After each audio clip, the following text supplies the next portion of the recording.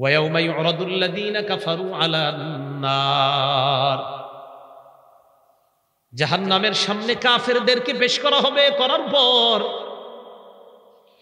কাফেরদেরকে বলা হবে আযহাবতুম তাইয়্যিবাতিকুম ফি হায়াতিকুমুদ দুনিয়া, তোমরা দুনিয়ার মধ্যে চাকচিক্য শেষ করে ফেলছো, আনন্দ উপভোগ তোমরা দুনিয়ার মধ্যে করে ফেলছো। ওয়াস্তামতাতুম বিহা, জান্নাতে যে আনন্দ করতে পারতা দুনিয়াতে এটা শেষ করে ফেলছো। কথাটা আবার বুঝেন, কাফেরদেরকে জাহান্নামের সামনে রাখার পর বলা হবে জান্নাতের মধ্যে যেই আনন্দ পাইতা, আখিরাতে যেই আনন্দ পাইতা, ওই আনন্দটা দুনিয়াতে শেষ করে ফেলছো। পাশাপাশি দুইজন থাকেন একই রুমে, একজন তার আখিরাতের আনন্দগুলা শেষ করে দিচ্ছে, আরেকজন তার আখিরাতের আনন্দগুলা সঞ্চয় করে রাখতেছে। পাশাপাশি দুইজন, দুই মালিক দুই ঘরে, এক মালিক আখিরাত সঞ্চয় করছে, আরেক মালিক তার আখিরাতকে বরবাদ করে দিচ্ছে। আল্লাহ বলবে তুমি তোমার আখিরাতের জীবনে যে চাকচিক্য উপভোগ করতা এটা নষ্ট করে ফেলছো। কয় কিভাবে জানো? বিমা কুনতুম তাস্তাকবিরুনা ফিল আরদি বিগাইরিল হক, দুনিয়াতে অহংকার করতা, অহংকারের কারণে তুমি পার্থিব জীবনে আখিরাতের চাকচিক্য নষ্ট করে ফেলছো, এখন তোমার ঠিকানা জাহান্নাম। সূরা গাফিরের 60 নম্বর আয়াতে আল্লাহ বলেন ওয়া ক্বালা রাব্বুকুম উদউনি আস্তাজিব লাকুম, আল্লাহ বলে বান্দা তোমরা আমার কাছে দোয়া করো। জোরে বলেন কি করো? আল্লাহ বলেন তোমরা আমার কাছে দোয়া করো, আস্তাজিব লাকুম, আমি আল্লাহ তোমাদের দোয়া কবুল করব। আবার বলছি, আল্লাহ বলে তোমরা দোয়া করো আমি কবুল করব। বলেন তো বাংলাটা আল্লাহ কি বলছে? তোমরা দোয়া করো, আল্লাহ কি বলে? আমি। আবার আল্লাহ বলছে আমাদেরকে তোমরা, আমি আল্লাহ। আপনার তো আমাদের এইগুলো কেন বিশ্বাস হয় না? আল্লাহ আমাদেরকে বলছে তোমরা দোয়া করো, আল্লাহ বলছে আমি কবুল করব। এখন তো আমাদেরকে দোয়া থেকে দূরে সরানোর ফিকির চলতেছে, আমরা যেন দোয়া না করি। হ্যাঁ, এমনও মানুষ আছে দোয়ার বিরোধিতা করতে করতে গত 20 বছর তার চোখে এক ফোঁটা পানিও বের হয় না। চোখের পানি যদি বের না হয় ভাই, আল্লাহর সাথে আপনার সম্পর্ক কিভাবে হবে? একটু মন দিয়ে শোনেন তো আমার কথাটা। একটা ঘরে বসে আছেন আপনি, ঘরে আপনার 4টা রুম, একটা রুমে আপনি বসলেন, ওই রুমে আপনার বিবি নাই, আপনার ছেলে মেয়ে কেউ নাই, সবাই বাহিরে আছে, অন্য রুমে আছে। দরজাটা লাগায়া দিলেন, হালকা আলো জ্বলতেছে ঘরের মধ্যে, ফ্যানটা চলতেছে বা এসিটা চলতেছে, সামান্য একটু আলো ঘরের মধ্যে, অথবা জানালাটা খোলা, চাঁদের আলো আপনার ঘরের মধ্যে, লাইটটাও ঘরে নিবানো, ছেলে মেয়ে স্ত্রী কেউ নাই ঘরের মধ্যে, আপনি একা। ওই মুহূর্তে আল্লাহকে বললেন আল্লাহ আমি আর তুমি ছাড়া কেউ নাই।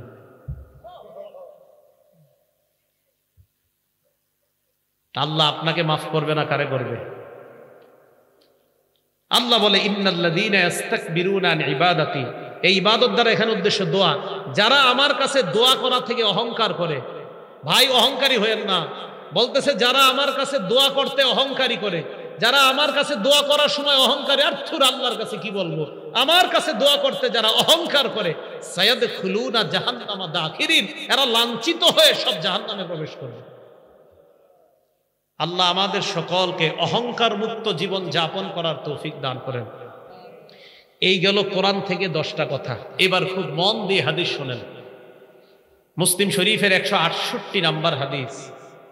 আন আব্দুল্লাহ ইবনে মাসউদ রাদিয়াল্লাহু তাআলা আনহু قال قال رسول الله صلى الله عليه وسلم لا يدخل الجنة من كان في قلبه مثقال ذرة من كبر। আল্লাহ নবীর সাহাবা আব্দুল্লাহ ইবনে মাসউদ রাদিয়াল্লাহু তাআলা আনহুর বর্ণনা। নবীজি সাল্লাল্লাহু আলাইহি ওয়াসাল্লাম বলেন, যেই ব্যক্তির অন্তরে সরিষার দানা পরিমাণ অহংকার থাকবে ওই ব্যক্তি জান্নাতে প্রবেশ করবে না। নাউজুবিল্লাহ। সরিষার দানা পরিমাণ অহংকার থাকবে, সে জান্নাতে প্রবেশ করবে না। ভাই অহংকার ছেড়ে দিই আমরা। মালের অহংকার, সম্পদের অহংকার, শক্তির অহংকার কেউ করব না। আল্লাহ হেফাজত করেন। আমি আপনাদের জন্য দোয়া করব, আপনারা আমাদের জন্য, আমার জন্য, আমাদের মতো যারা আলোচনা করে সবার জন্য দোয়া করবেন, আমাদের মাঝে যেন কখনো অহংকার না আসে। বুখারী শরীফের 6071 নম্বর হাদিস। নবীজির একজন সাহাবা নাম হারেসা, এই হারেসা রাদিয়াল্লাহু তাআলা আনহুর বর্ণনা। তার পুরা নাম হারেসা ইবনে ওয়াহাব আল খুজাই। عن حارثة ابن وهب الخزاعي رضي الله تعالى عنه عن النبي صلى الله عليه وسلم قال حارثة ابن وهب الخزاعي বলেন আল্লাহ নবী বলেন আলা উখবিরুকুম বিআহলিল জান্নাহ এ মানুষ আমি কি তোমাদেরকে জান্নাতি কে ওই ব্যক্তির ব্যাপারে বলবো না নবীজি বলেন ওই ব্যক্তি জান্নাতি কুল্লু দাঈফিন মুতাদাঈফ যেই ব্যক্তি দুর্বল সমাজের মধ্যে যাকে দুর্বল মনে করা হয় সমাজের মধ্যে এক ব্যক্তি দুর্বল যাকে দুর্বল মনে করা হয় সমাজের অন্য মানুষ তাকে দেখতে পারে না অথবা তাকে গণায় ধরে না কিন্তু ওই লোকটার আল্লাহর সাথে সম্পর্ক বড় চমৎকার আজান দিলে লোকটাকে ঘরে পাওয়া যায় না মসজিদে চলে যায় এই লোকটাকে সমাজের মধ্যে তেমন গণ্য করা হয় না আল্লাহ নবী কয় তোমরা জানো না মরার পর এই লোকটার সাথে সাথে আল্লাহ জান্নাতের মেহমান কুল্লু দাঈফ দুর্বল বিনয়ী যাকে দুর্বল মনে করা হয় এবার নবী কি বলে দেখেন আলা উখবিরুকুম বিআহলিন নার আমি কি তোমাদেরকে জাহান্নামীর ব্যাপারে বলবো না কুল্লু উতুল্লিন জাওয়াজিন মুস্তাকবির প্রত্যেক কর্কশ ভাষী রূঢ় স্বভাবের অধিকারী কর্কশ ভাষী রূঢ় স্বভাবের অধিকারী অহংকারী দাম্ভিক ব্যক্তি জাহান্নামে যাবে নবীজি বলেন প্রত্যেক রূঢ় স্বভাবের অধিকারী কর্কশ ভাষী যার ভাষা সুন্দর না ভাষা শুনলেই কেমন যেন ভালো লাগে না ভাষা শুনলেই মনে হয় আমারে মারতে আসতেছে জাওয়াজিন মুস্তাকবির অহংকারী ব্যক্তি এই ব্যক্তির ঠিকানা হলো জাহান্নাম বলেন নাউজুবিল্লাহ এবার একটা হাদিস মন দিয়ে শুনেন তিরমিজি শরীফের 2561 নাম্বার হাদিস 2561 নাম্বার হাদিস قال رسول الله صلى الله عليه وسلم احتجت الجنة والنار আল্লাহ নবী বলেন জান্নাত এবং জাহান্নাম ঝগড়া লাগছে জান্নাত এবং জাহান্নাম ঝগড়া লাগার পর ক্বালাতিল জান্নাহ জান্নাত বলল ইয়াদখুলুনি আদ-দুআফা ওয়াল মাসাকিন আমার মাঝে দুর্বল অসহায় মানুষগুলা প্রবেশ করবে জান্নাত বলল আমার মাঝে দুর্বল অসহায় মানুষগুলা প্রবেশ করবে ওয়াকালাতিন নার জাহান্নাম বলল ইয়াদখুলুনি আল জাব্বারুনা ওয়াল মুতাকাব্বিরুন আমার মাঝে অহংকারীরা প্রবেশ করবে জাহান্নাম বলল আল্লাহ জান্নাতকে আর জাহান্নামকে ডাক দিলেন ক্বালাল্লাহু তাআলা লিল জান্নাতি ওয়ান নার প্রথমে আল্লাহ জাহান্নামকে ডাক দিয়ে বললেন আনতি আযাবি আনতাকিমু বিকি মিম্মান শিতু আল্লাহ জাহান্নামকে ডাক দিয়ে বলে তুমি হলো আমার আযাব আমি তোমার মাধ্যমে যার থেকে ইচ্ছা তার থেকে আমি প্রতিশোধ গ্রহণ করব মুসলমান আমি বারবার এই জায়গাটা পড়ি আল্লাহ জাহান্নামকে ডাক দিয়ে কয় তুমি আমার আযাব আমি তোমার মাধ্যমে যার থেকে ইচ্ছা তার থেকে প্রতিশোধ নিব একবার চিন্তা করেন এই কথা আমার আর আপনার ব্যাপারে যদি আল্লাহ বলে ফেলে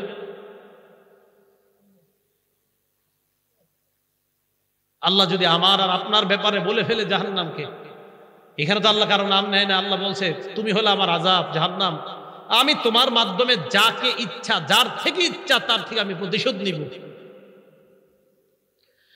জান্নাতকে ডাক দিয়ে বললেন আনতি রহমাতি আরহামু বিকি মান শিতু তুমি হলো আমার দয়া আমি তোমার মাধ্যমে যাকে ইচ্ছা তাকে দয়া করে তোমার মেহমান বানায়া দিব আজকে রাত্রে থেকে একটু চিন্তা করেন আল্লাহ জাহান্নামকে বলে তুমি আমার আযাব আল্লাহ জান্নাতকে বলে তুমি আমার দয়া আবার বলছি মুসলমান ভাইয়ারা আল্লাহ জাহান্নামকে বলে তুমি আমার আযাব আল্লাহ জান্নাতকে বলে তুমি আমার দয়া এই জাহান্নাম আমি তোমার মাধ্যমে যাকে ইচ্ছা তার থেকে প্রতিশোধ নিব হে জান্নাত আমি তোমার মাধ্যমে যাকে ইচ্ছা তাকে দয়া করে তোমার মাঝে প্রবেশ করে প্রত্যেক দিন একটু চিন্তা করেন আমি আপনি যেন ওই দ্বিতীয়টা রহমতের মধ্যে অন্তর্ভুক্ত হয়ে যাই আল্লাহ আমাদের সকলকে যেন রহমতের ছায়ায় আমাদেরকে অন্তর্ভুক্ত করে জান্নাতের মেহমান বানায় মুসলিম শরীফের একটা হাদিস শুনেন হাদিস নাম্বার 196 নাম্বার হাদিস ক্বালা রাসূলুল্লাহ সাল্লাল্লাহু আলাইহি ওয়াসাল্লাম আল্লাহ নবী বলেন সালাসাতুল লা ইউকাল্লিমুহুমুল্লাহু ইয়াউমাল কিয়ামা ওয়া লা ইয়ানজুরু ইলাইহিম ওয়া লা ইউযাক্কিহিম ওয়া লাহুম আযাবুন আলীম আল্লাহ নবী বলেন তিন ব্যক্তির দিকে আল্লাহ কিয়ামতের ময়দানে তাকাবে না তিন ব্যক্তির সাথে আল্লাহ কথা বলবে না তিন ব্যক্তিকে আল্লাহ পবিত্র বানাবে না তিন ব্যক্তির সাথে আল্লাহ কথা বলবে না, তিন ব্যক্তির দিকে আল্লাহ তাকাবে না, তিন ব্যক্তিকে আল্লাহ পবিত্র বানাবে না।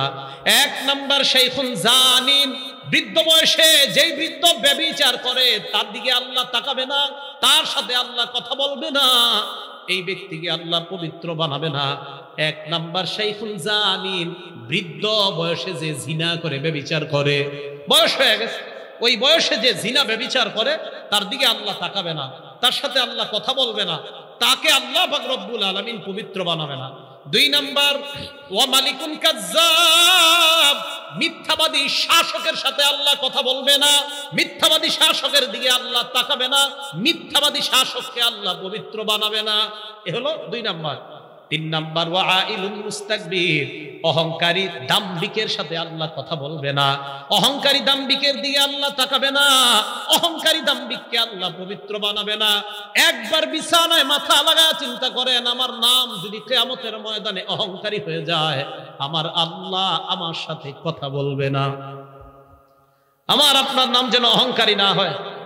আল্লাহ আমাকে আপনাকে এই সমাজকে অহংকার মুক্ত হয়ে, আমরা সবাই যেন অহংকার মুক্ত হয়ে কবরে যেতে পারি, আমি আপনি আমরা সবাই যেন জান্নাতে সবাই একসাথে আবার সাক্ষাৎ করতে পারি। আল্লাহ তৌফিক দান করেন।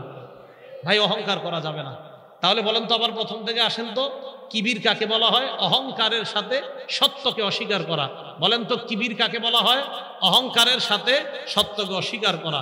আল্লাহ আমাদের সকলকে সত্যকে স্বীকার করে মেনে নিয়ে আমরা যেন বিনয়ী হয়ে জান্নাতি মেহমান হতে পারে। আল্লাহ তৌফিক দান করেন। এবার আরেকটা হাদিস শোনেন, হাদিসটা মুসলিম শরীফের 5360 এবং 5361 নাম্বার হাদিস। নবী সাল্লাল্লাহু আলাইহি ওয়াসাল্লাম আজীব এক হাদিস শোনায়। ক্বালা রাসূলুল্লাহ সাল্লাল্লাহু আলাইহি ওয়াসাল্লাম, আল্লাহ নবী বলেন, বাইনামা রাজুলুন ইয়াতাবাখতারু ইয়ামশি ফি বুরদাইন, এক ব্যক্তি একদিন রাস্তায় হাঁটতেছে দুইটা দামি চাদর গায়ে দিয়ে। এই জায়গায় একটু বুঝেন, দামি চাদর গায়ে দেয়া দোষের না, অহংকার এসে যাওয়া দোষের। বড় বিল্ডিং বানানো দোষের না, অহংকার এসে যাওয়া দোষের। নেতা হওয়া দোষের না, অহংকার এসে যাওয়া দোষের। বিশাল বড় কোটিপতি হয়ে যাওয়া দোষের না, অহংকার এসে যাওয়া দোষের। কথাগুলো বুঝে মনে থাকবে তো? দামি কাপড় পরিধান করা এটা দোষের না, কিন্তু অহংকার এসে যাওয়া এটা দোষের। এক ব্যক্তি রাস্তায় হাঁটতেছে, কয়টা চাদর গায়ে? দুইটা দামি চাদর। তো নবীজি বলেন, সে যখন হাঁটতেছে ইয়াতাবাখতারু, অহংকার করে হাঁটতেছে। ফাআজাবাতহু নাফসুহু, মনে মনে তার নিজের অনেক বড় মনে হইতেছে, আরে আমার মতো এরকম চাদর আর এই এলাকার কে গায়ে দিতে পারে? ভাই এই কথাটা একটু মন দিয়ে শোনেন। নবীজি কি বলে? খাসাফাল্লাহু বিহিল আরদ, ওই মুহূর্তে আল্লাহ তারে জমিনের নিচে দাফন করে দিছে। নবীজি বলেন, ফাহুয়া ইয়াতাজালজালু বিহা ইলা ইয়াউমিল কিয়ামা, শোনো আমার উম্মত, এই ব্যক্তি কিয়ামত পর্যন্ত মাটির নিচে যেতেই থাকবে, যেতেই থাকবে, শুধু অহংকার করার কারণে। এখনো আমরা অনেকে অহংকার করে রাস্তার মধ্যে হাঁটি, জানেননি কেন আল্লাহ ধরে না? কারণ নবীজি আল্লাহর কাছে দোয়া করছে, আমার উম্মতকে একবারে ধ্বংস করে দিয়েন না। ওই নবীর দোয়া বারবার আমাদেরকে বাঁচায়া দেয়। না হয় যেইভাবে অহংকার সুলভ কথা হয়, কর্ম হয়, আল্লাহর নবীর দোয়া না থাকলে ওই অহংকারীদেরকে আল্লাহ পানির মধ্যে ডুবায় মাটির নিচে দাফন করে মারতেন। যেইভাবে অহংকার সুলভ কথা আর আচরণ করা হয়, আল্লাহ চাইলে পারতেন। নবীর দোয়ার কারণে সবাই বারবার বেঁচে যাচ্ছে। তাহলে এই হাদিস দ্বারা কি বুঝলাম দেখেন তো? দুইটা দামি চাদর গায়ে দিয়ে অহংকার করে হাঁটতেছে। তাহলে পোশাক দামি পোশাক পরা কি নাজায়েজ? বুঝে নাই? দামি পোশাক পরা নাজায়েজ? নাজায়েজ কোনটা? অহংকার। বড় বিল্ডিং বানানো হালাল টাকা দিয়ে, এটা কি নাজায়েজ? নাজায়েজ কোনটা? অহংকার। কোটিপতি হালাল পন্থায় হওয়া কি নাজায়েজ? অহংকার হেসে যাওয়াটা নাজায়েজ। এবার তিরমিজি শরীফের একটা হাদিস শোনেন, 2492 নাম্বার হাদিস, 2492 নাম্বার হাদিস তিরমিজি শরীফের। ক্বালা রাসূলুল্লাহ সাল্লাল্লাহু আলাইহি ওয়াসাল্লাম, আল্লাহ নবী বলেন, ইউহশারুল মুতাকাব্বিরুনা ইয়াওমাল কিয়ামাতি আমসালাজ যুররি ফি সুওয়ারির রিজাল, কিয়ামতের ময়দানে অহংকারীদেরকে পিঁপড়ার মতো মানুষের আকৃতিতে উপস্থিত করা হবে। পিঁপড়ার মতো, পিঁপড়ার মতো অহংকারীদেরকে কিয়ামতের ময়দানে পিঁপড়ার মতো মানুষের আকৃতিতে উপস্থিত করা হবে। মানুষের আকৃতিতে উপস্থিত করার পর ইউসাকুনা ইলা সিজনিন ফি জাহান্নাম, অহংকারীদেরকে টানতে টানতে জাহান্নামের একটা জেলখানার দিকে নেওয়া হবে। ইউসাম্মা বুলাস, ওই জেলখানাটার নাম হলো বুলাস। বলেন কি নাম? জাহান্নামের একটা জেলখানা, নাম কি বলেন তো? এই বুলাস নামক জাহান্নামের দিকে কাদেরকে ডেকে নেওয়া হবে, টেনে নেওয়া হবে? অহংকারীদেরকে। আবার বলছি, নবীজি বলেন অহংকারীদেরকে কিয়ামতের ময়দানে পিঁপড়ার মতো মানুষের আকৃতিতে উপস্থিত করা হবে, এরপর তাদেরকে টেনে নেওয়া হবে জাহান্নামের একটা জেলখানার দিকে, যে জেলখানাটার নাম কি? বুলাস। এই বুলাস নামক জাহান্নামে তাদেরকে রাখার পর ইউসকাউনা মিন উসারাতি আহলিন নার তিনাতিল খাবাল, এই অহংকারীদেরকে জাহান্নামীদের রক্ত এবং পুজ দেওয়া হবে পান করার জন্য। বলেন নাউজুবিল্লাহ। এদেরকে পান করার জন্য দেওয়া হবে কি? জাহান্নামের পুজ। পানি রাখেন, এটা নেন, চা অন্য কাউরে দেন। জাহান্নামীদের পুজ এবং রক্ত অহংকারীদেরকে দেওয়া হবে পান করার জন্য। জাহান্নামীদের পুজ এবং রক্ত। তাহলে এবার বলেন তো, জাহান্নামীদের পুজ আর রক্ত কাদেরকে দেওয়া হবে পান করার জন্য? অহংকারীদেরকে জাহান্নামের যেই জেলখানায় রাখা হবে, জেলখানাটার নাম কি? অহংকারীদেরকে কিয়ামতের মাঠে কিসের আকৃতিতে উপস্থিত করা হবে? পিঁপড়ার মতো। মনে থাকবে তো কথাগুলা? আল্লাহ আমাদের সকলকে দাম্ভিকতা, অহংকার মুক্ত জীবন গড়ে টাকার অহংকার, পয়সার অহংকার, অর্থের অহংকার, স্বর্ণ রূপার অহংকার, জামা কাপড়ের অহংকার, সব ধরনের অহংকার থেকে বেঁচে সামান্য পরিমাণ অহংকার মুক্ত হয়ে যেন আমরা কবরে যেতে পারি, আল্লাহ তৌফিক দান করেন। এবার একটা কিতাব আছে ইমাম বুখারীর লেখা, আল আদাবুল মুফরাদ। ইমাম বুখারীর একটা কিতাবের নাম বুখারী শরীফ, আর একটা কিতাব আছে আল আদাবুল মুফরাদ। ইমাম বুখারীর আরো কিতাব আছে, এটার নাম তারিকুল কাবীর, এটা ইমাম বুখারীর লেখা। এই আল আদাবুল মুফরাদের 551 নাম্বার হাদিস। এই হাদিসের মধ্যে নবীজি বলেন, ক্বালা রাসূলুল্লাহ সাল্লাল্লাহু আলাইহি ওয়াসাল্লাম, আল্লাহর নবী বলেন, মান তাআজ্জামা ফি নাফসিহি, যেই ব্যক্তি মনে মনে অহংকার করে, আও ইখতালা ফি মাশিহি, অথবা হাঁটার মধ্যে অহংকারী প্রদর্শন করে। আবার বলছি, যেই ব্যক্তি মনে মনে অহংকার করে, বরত্ব করে, অথবা হাঁটার মধ্যে অহংকারী প্রদর্শন করে। হাঁটার সময় আজকে দিকে একটু চিন্তা ভাবনা করে হাঁটে, আমি মাটি দিয়ে হাঁটতেছি। নবীজি বলেন, লাকিয়াল্লাহ ওয়া হুয়া আলাইহি গদবান, এই ব্যক্তি আল্লাহর সাথে সাক্ষাৎ করবে এমন অবস্থায় আল্লাহ তার উপর রাগান্বিত থাকবে। বলেন নাউজুবিল্লাহ। তাহলে আপনাদেরকে প্রশ্ন করি, আপনারা ইনশাআল্লাহ জবাব দিতে পারবেন আশা করি।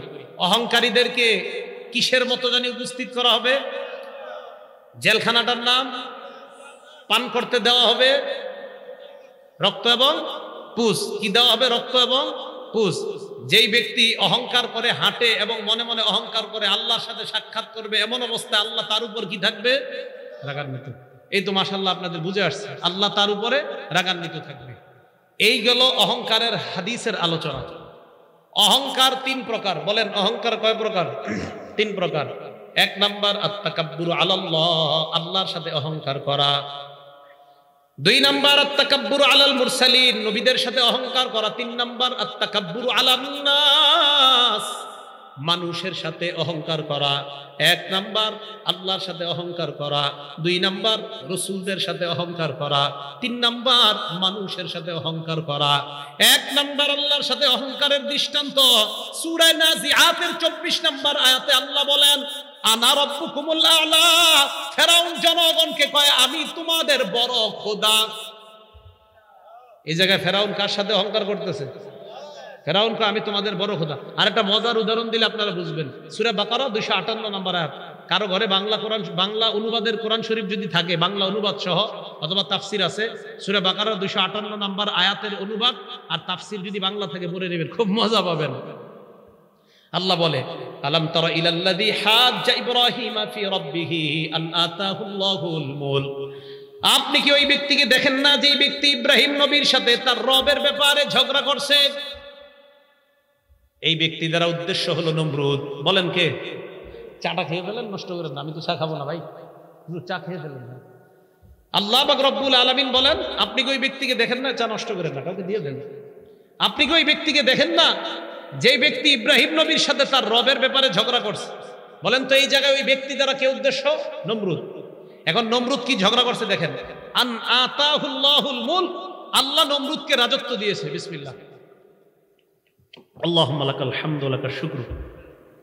তো নমরুদকে আল্লাহ রাজত্ব দিয়েছে। এখন দেখেন ইব্রাহিম নবীর সাথে নমরুদের কথাবার্তা চলতেছে। ইব্রাহিম নবী কয়, আপনি নিজেরে কি মনে করেন? কয় আমি নিজেরে খোদা মনে করি। নাউজুবিল্লাহ, আসতে বলে। ইব্রাহিম নবী কয় কিভাবে এটা মনে করেন? নমরুদ কয় তুমি যে তোমার আল্লাহরে আল্লাহ মনে করো কিভাবে বলো? ইব্রাহিম নবী কয় আমার আল্লাহ ইউহয়ী ওয়া ইউমীত, আমার রব আমার আল্লাহ মানুষকে জিন্দা বানায়, জীবিত করে আবার মৃত্যু দান করে। নমরুদ কয় তাই নাকি? মানুষকে জীবিত বানাইলে আবার মৃত্যু দান করলে তাকেই বুঝি রব বলা হয়? ইব্রাহিম নবী কয় হ্যাঁ, তাকেই রব বলা হয়। নমরুদ দুই ব্যক্তিকে গ্রেফতার করছে, করার পর একজনকে নমরুদ হত্যা করছে, আরেকজনকে কিছুদিন বন্দি রেখে ছেড়ে দেওয়ার পর ইব্রাহিম নবীর কয় এই যে আমি একজনকে জিন্দা করলাম আরেকজনকে মারলাম, তার মানে আমিও রব। কথা বুঝে আসছে সবার? নমরুদ ইব্রাহিম নবীরে কয় তোমার রব কিভাবে? তো ইব্রাহিম নবী বললেন রব্বিয়াল্লাযী ইউহয়ী ওয়া ইউমীত, আমার রব মানুষ জিন্দা করে, আমার রব মৃত্যু দান করে। নমরুদ দুইজনকে অ্যারেস্ট করে একজনকে ছেড়ে দিছে, আরেকজনকে বন্দি রেখে কয় কিছুদিন পরে ছেড়ে দিছে, আরেকজনকে মারছে। এই যে আমি একজনকে মারলাম আরেকজনকে জিন্দা ছেড়ে দিলাম, তো আমিও তো জীবিত করি, আমিও মৃত্যু দিই, আমিও রব। ইব্রাহিম নবী চিন্তা করে এটারে কিভাবে আটকান যায়। বুদ্ধি করে ইব্রাহিম নবী একটা কথা বললেন। কি বললেন? ইব্রাহিম নবী বললেন তার মানে আপনি যদি রব হন, বুঝে নিলাম আপনি একজনকে জিন্দা ছেড়ে দিলেন, আরেকজনকে আপনি মৃত্যু দিলেন। এবার আমি আপনাকে বলি ফাইন্নাল্লাহা ইয়াতি বিশ-শামসি মিনাল মাশরিকি ফাতি বিহা মিনাল মাগরিব, আমার রব আল্লাহ প্রত্যেক দিন সূর্যটা পূর্ব দিক থেকে উঠায়, আগামীকাল আপনি পশ্চিম দিক থেকে উঠান। ফাবুহিতাল্লাযী কাফার, নমরুদ সাথে সাথে পরাজয় বরণ করে নেয়। আল্লাহু আকবার। তাহলে নমরুদ আল্লাহর সাথে অহংকার করে আল্লাহ হতে গিয়ে একজনকে ছেড়ে দিছে, আরেকজনের মাইরা কয় আমিও জীবিত করি, আমিও মৃত্যু দেই। ইব্রাহিম নবী কয় আল্লাহ তো পূর্ব দিক থেকে সূর্য উঠায়, আপনি একদিন পশ্চিম দিক থেকে সূর্যটা উঠায় দেখান। সাথে সাথে নমরুদ হেরে গেছে। নমরুদ আল্লাহর সাথে অহংকার করছে, শুধু এমন না, মক্কার কাফেররাও আল্লাহর সাথে অহংকার করছে। সূরা ফুরকানের 60 নম্বর আয়াত, আয়াতটা আমি বলছি না সিজদার আয়াত, আয়াত বললে আপনাদের সবার উপর সিজদা ওয়াজিব হয়ে যাবে, তাই আয়াতটা বলছি না, অনুবাদটা বলছি। আল্লাহ পাক রব্বুল আলামিন বলেন যখন তাদেরকে বলা হলো তোমরা রহমানকে সিজদা করো, তারা বলল রহমান আবার কি? তারা কি বলল? রহমান আবার কি? আরে তোমার কথায় কি আমরা রহমানকে সিজদা দিব? এটা হতে পারে না। তারা আল্লাহর সাথে অহংকার করলো। অহংকার 3 প্রকার। 1 নম্বর আল্লাহর সাথে অহংকার করা। আল্লাহ আমাদের সকলকে এই জাতীয় কথাবার্তা যেগুলো আল্লাহর সাথে অহংকার হয়ে যায় এগুলা বলা থেকে যেন বেঁচে থাকতে পারে, এই মুখকে হেফাজত করতে পারে, আল্লাহ তৌফিক দান করেন। 2 নম্বর রাসূলদের সাথে অহংকার করা। সূরা মুমিনুনের 47 নম্বর আয়াতে আল্লাহ বলেন ফাকালু আনুমিনু লিবাশারাইনি মিসলিনা ওয়া কওমুহুমা লানা আবিদুন। মুসা নবী আর হারুন নবী দাওয়াত দেওয়ার পর ফেরাউন এবং তার সম্প্রদায় কয় আনুমিনু লিবাশারাইনি মিসলিনা, আমরা কি আমাদের মতো এক দুইজন মানুষের উপর ঈমান আনবো? এই মুসা এবং হারুনের সম্প্রদায় আমাদের দাস, আমাদের খেদমত করে, আমাদের গোলাম, আমরা আমাদের মতো দুইজন মানুষের উপর ঈমান আনতে পারি না? বলেন নাউজুবিল্লাহ। সেম কথা কাফেররাও বলছে। কি বলছে জানেন? কয় মুহাম্মদ মালি হাযার রাসূল ইয়াকুলুত তাআমা ওয়া ইয়ামশি ফিল আসওয়াক, এটা আবার কেমন নবী? এ খায় আবার এই রাস্তায় হাঁটে, এ পানি পান করে, এ বাজারেও যায়, এটা আবার কেমন নবী? কাফেররা বলছে। তাহলে কাফেররা, ফেরাউন এবং তার অনুসারীরা মুসা আর হারুন নবীর উপর অহংকার প্রদর্শন করলো, ঈমান আনলো না। আমাদের মতো দুইজন মানুষের উপর কেন ঈমান আনলো? 3 নাম্বার মানুষের সাথে অহংকার করা। আল্লাহ আদমকে বানাইলেন, বানানোর পর ইবলিসকে বললেন সিজদা করো আদমকে। সূরা আরাফের 7-8 নম্বর আয়াতে, 11-12 নম্বর আয়াতে। তো সিজদা করার কথা বলার পর ইবলিস অস্বীকার করলো, আমি সিজদা করব না। আল্লাহ বললেন ক্বালা ফাহবিত মিনহা, তুমি জান্নাত থেকে বের হয়ে যাও। ফামা ইয়াকুনু লাকা আন তাতাকাব্বারা ফিহা, জান্নাতের মধ্যে অহংকার করার কোনো অধিকার নাই। ফাখরুজ মিনহা ইন্নাকা মিনাস সাগিরিন, তুমি জান্নাত থেকে বের হয়ে যাও। জান্নাত অহংকার করার জায়গা না। এবার দুনিয়ার মধ্যে মিলান, বলেন তো জান্নাত কিসের জায়গা না? ইবলিস অহংকার করার কারণে আল্লাহ কয় জান্নাতের মধ্যে অহংকার করার কোনো অধিকার নাই। মুসলমান, জান্নাত অহংকারের জায়গা না।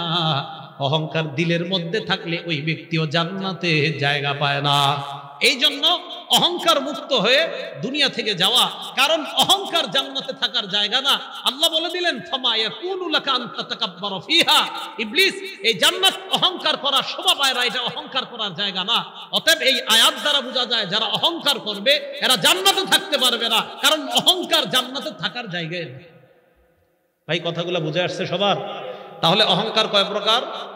এক নাম্বার কার সাথে অহংকার করা? আল্লাহর সাথে ফেরাউন অহংকার করছে, নমরুদ অহংকার করছে। দুই নাম্বার রসুলদের সাথে অহংকার করা, ফেরাউন তার সম্প্রদায়, মক্কার কাফেররা নবীদের সাথে অহংকার করছে। তিন নাম্বার মানুষের সাথে অহংকার করা।